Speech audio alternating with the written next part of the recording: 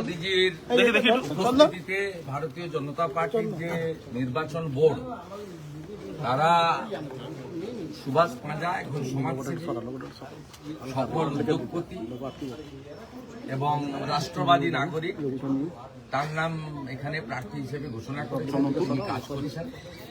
এখানে গত নির্বাচনে মাননীয় বিশ্বনাথ ব্যানার্জি পরীক্ষিত ভারতীয় জনতা পার্টির নেতা, 2018 থেকে 23 পঞ্চায়েত সমিতির বিরোধী দলনেতা হিসেবে তৃণমূলের চুরি দুর্নীতির বিরুদ্ধে প্রশাসনিক লড়াই করেছেন। 21-এর নির্বাচনে গণনা কেন্দ্রে কারচুপি করে তাকে অল্প ভোটে হারিয়ে দেওয়া হয়েছিল। স্বাভাবিকভাবে তিনি আশাবাদী ছিলেন তিনি এখানে মনোনীত হবেন। তার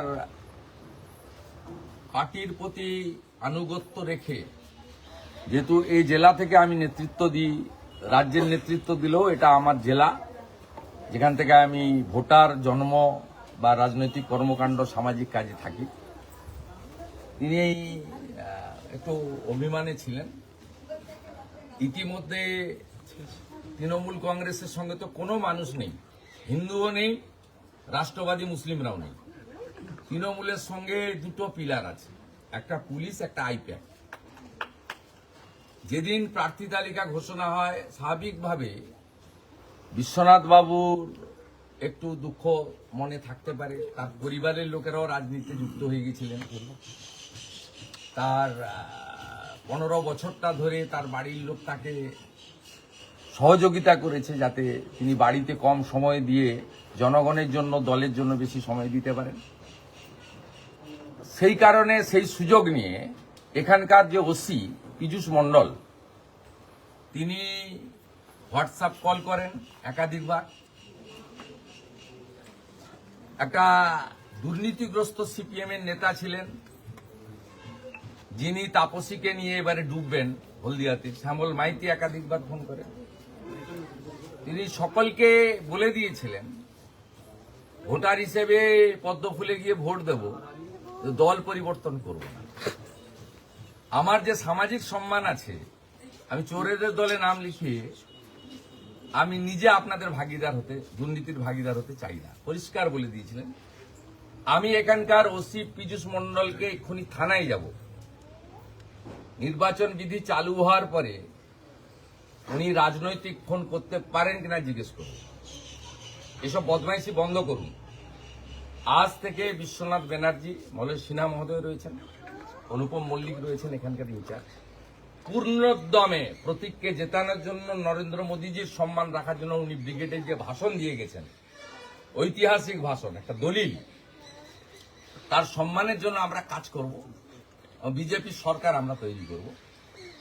আগামীকাল আমাদের ঐতিহ্যবাহী প্রজ্ঞানন্দ ভবনে সব বুথ সভাপতি কার্যকর্তার সভা হবে।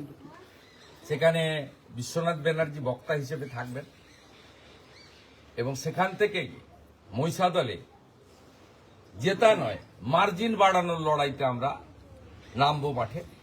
আমাদের 10,000-এর বেশি ভোট লিড ছিল লোকসভাতে, আমরা এবারে ডবল করব। তাছাড়াও প্রার্থী অরাজনৈতিক হলেও এই পাঁজা পরিবারের সঙ্গে বিশ্বনাথ ব্যানার্জিরও একটা দারুণ সম্পর্ক, আজকের নয়, 20-30 বছরের। তাই সুভাষ পাঁজা মহোদয় আর বিশ্বনাথ ব্যানার্জি মহোদয় যৌথভাবে কাজ করতে এবং আগামী দিনে মহিষাদলের উন্নয়ন করার ক্ষেত্রে কোনো সমস্যা হবে না। এবং আমি এই জিডিএর চেয়ারম্যান থাকাকালীন যে ধরনের উন্নয়ন মহিষাদল দেখেছে, আগামী দিনে সুভাষ পাঁজার নেতৃত্বে বিশ্বনাথ ব্যানার্জির চোখ দিয়ে সেই উন্নয়নই দেখবে, এটা আমি আশা করি। দল ছাড়ছিলেন উনি, এখন কি দল ছাড়ার প্রশ্নই নেই। আপনাদের কোন মমতাপন্থী মিডিয়ার এটা আশা, পুলিশের মতো, তো প্রশ্নই নেই। অত দূর বলার সুযোগ কাউকে দেননি। যারা ফোন করেছেন আমাকে, উনি বলেছেন অত দূর আমি যেতেই দিইনি, আমাকে সহানুভূতি দেখিয়েছেন। ঠিক আছে, আমিও ফোন ধরেছি। একটা ভদ্র পরিবার, সম্ভ্রান্ত পরিবার, এই পরিবার এখানে সবাই চেনে জানে, আমরা সবাই জানি। এনার বাড়ির সমস্ত সামাজিক, পারিবারিক, ধর্মীয় অনুষ্ঠানে সবাই আসেন যান। তো যে কেউ ফোন করলে করবেন। আর মহিষাদলের কালচারটা এই ছোট লোক তৃণমূল নষ্ট করে দিয়েছে। মহিষাদলের কালচারে কোনোদিন এই ধরনের ছিল না। নিশিদা বেঁচে ছিলেন, তিনি আমাকে ফোন করতেন। শরৎ কুইলারা তো আমাদের সঙ্গেই চলে এসেছিলেন। কংগ্রেসের যারা নেতা আছে এখানে, এখন শশাঙ্ক দা আছে, মাখনবাবু আছে, ভালো সম্পর্ক। সুকুমার দাসবাবু এমএলএ ছিলেন, আমাদের সকলের সঙ্গে সম্পর্ক ছিল। সোমনাথ মাইতি মারা গেছেন, প্রকৃত ভদ্র লোক ছিলেন। এখন যেগুলো এখানে নেতৃত্ব দিচ্ছে এগুলো তো রাজনীতির লোক নয়, এগুলো ছোট লোক। অতএব মহিষাদলের পরিবেশে একে অপরের সামাজিক অনুষ্ঠানে যাতায়াত, ধর্মীয় অনুষ্ঠানে যাতায়াত, দুর্গাপূজার শুভেচ্ছা, আগামীকাল মুসলিমদের ঈদ আছে তার শুভেচ্ছা, এগুলো তো সবাই সবাইকে দিয়েই থাকে। কদিন আগে উনার দুটো বাচ্চার জন্মদিন হয়েছে, আপনি দেখবেন সেখানে সব দলের লোক নিমন্ত্রিত ছিল, সবাই গেছে, সবাই করেছে। এটা একটা সাংস্কৃতিক সামাজিক মেলবন্ধনের জায়গা হচ্ছে মহিষাদল। এই তৃণমূলের নোংরা ছোট লোকগুলো নষ্ট করেছে। আমাদের আগামী দিনে কাজ হচ্ছে, আমরা এমপি জিতিয়েছি, বিধায়ক জেতাবো, পঞ্চায়েত সমিতি, গ্রাম পঞ্চায়েত, জেলা পরিষদ জেতাবো, এইচডি এর ক্ষমতা আমরা সরকারে এলে হাতে পাবো, এবং আমাদের যে এখানকার যে সংসদীয় রাজনীতির বৃত্ত বলুন, উন্নয়নের বৃত্ত বলুন, আমরা সেটা সম্পূর্ণ করব। একসঙ্গে ভবানীপুর নন্দীগ্রাম প্রচার সামলাবেন কি করে? একসঙ্গে দুটো কেন্দ্র।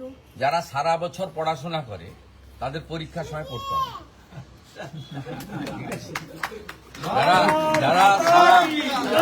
যারা সারা বছর ফাঁকিবাজি মারে তাদের পরীক্ষার সময় টুকলি করতে হয়। রিগিং ছাপ্পা হবে না, তৃণমূল জিতবে না। তৃণমূলের ইস্তাহার প্রকাশ আজকে হতে চলেছে, ইস্তাহার প্রকাশ এক ঝুড়ি মিথ্যা। যেমন 2011-তে বলেছিলে ডিএ অধিকার কেড়ে নিয়েছে। আমাকে এনে দেখুন 6 মাসে শিল্প করবো, এসেই টাটাকে তাড়িয়েছে। 16 সালে বলেছিল সকলের জন্য চাকরি, 21-এ বলেছিল ডবল চাকরি। আলাপন ব্যানার্জি ডবল চাকরি পেয়েছে, হরিকৃষ্ণ দ্বিবেদী ডবল চাকরি পেয়েছে, মনোজ পন্থ ডবল চাকরি পেয়েছে, মমতার জ্ঞাতি গোষ্ঠী আত্মীয় ডবল চাকরি পেয়েছে। পশ্চিমবাংলার 26,000 ছেলের চাকরি গেছে। অনেক ছেলেরই বয়স পেরিয়ে গেছে, বিয়ে করতে পারেনি। তার জন্য দায়ীকে নাম মমতা। দাদা, রাজ্যের সরকারি হাসপাতালের বেহাল দশা, আরজি করে লিফট ছেড়ে একজনের আজকে মাঝবয়সী একজন ব্যক্তির মৃত্যু। আমার কাছে ডকুমেন্ট আছে, আমি একটু পরে সোশ্যাল মিডিয়ায় দিচ্ছি। রিপেয়ারিং করা লিফট ইচ্ছা করে মেরে দিয়েছে। ইমিডিয়েট খুনের মামলা রুজু করা উচিত। প্রত্যক্ষ খুনের জন্য দায়ী আরজি করে সুপার, স্বাস্থ্য দপ্তর, স্বাস্থ্য সচিব এবং স্বাস্থ্যমন্ত্রী অলসো। আমি আপনাকে দেখিয়ে দিচ্ছি, আমার কাছে ডকুমেন্ট আছে। এই রিপেয়ারিং হচ্ছিল এই লিফটটা,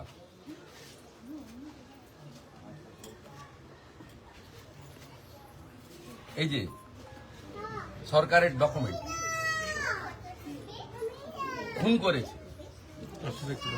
খুন করেছে সেই আরজি করাবা, যে আরজি করে নিয়ে এত খুন করেছে। আন্ডার মেনটেনেন্স লিফটে পেশেন্টকে চাপিয়ে খুন করেছে। প্রত্যক্ষ খুনি যদি আরজি করের অথরিটি হয়, পরোক্ষ খুনি নারায়ণ স্বরূপ নিগম আর মমতা ব্যানার্জি, স্বাস্থ্য সচিব, স্বাস্থ্যমন্ত্রী। খুনের মামলা হওয়া উচিত। বদলি হয়েছে ভিন্ন রাজ্যে, হাইকোর্টে মামলা করেছেন। আমি এগুলো নিয়ে কিছু বলবো। দাদা, বিজেপি প্রার্থী তালিকা প্রকাশ করার পর দেখা গেল মমতা বন্দ্যোপাধ্যায় আবার চিঠি লিখছেন, সেখানে যে একের পর এক অফিসারকে বদলি বেআইনি পদক্ষেপ বলে বলছেন। উনি মুখ্যমন্ত্রীর প্যাড ব্যবহার করছেন কেন, এর জন্য ইলেকশন কমিশনের উচিত ওনার বিরুদ্ধে ব্যবস্থা নেওয়া। এমসিসি চালু হওয়ার পরে উনি মুখ্যমন্ত্রীর প্যাড ব্যবহার করে রাজনৈতিক চিঠি লিখতে পারেন না।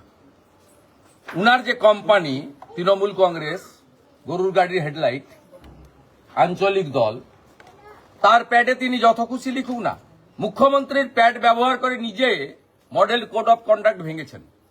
আমি ইলেকশন কমিশনের কাছে দাবি করছি, গোটা রাজ্যে যত মুখ্যমন্ত্রীর ছবি আছে, আগে ছবি কেন সরানো হয়নি? ইলেকশন ঘোষণা হয়েছে, এতদিন হয়ে গেল, কেন এমসিসি অনুযায়ী সে ছবিগুলো সরানো হয়নি? মুখ্যমন্ত্রী তার নিজের লেটার হেড প্যাড ব্যবহার করছেন, তার বিরুদ্ধে কেন ব্যবস্থা না হয়?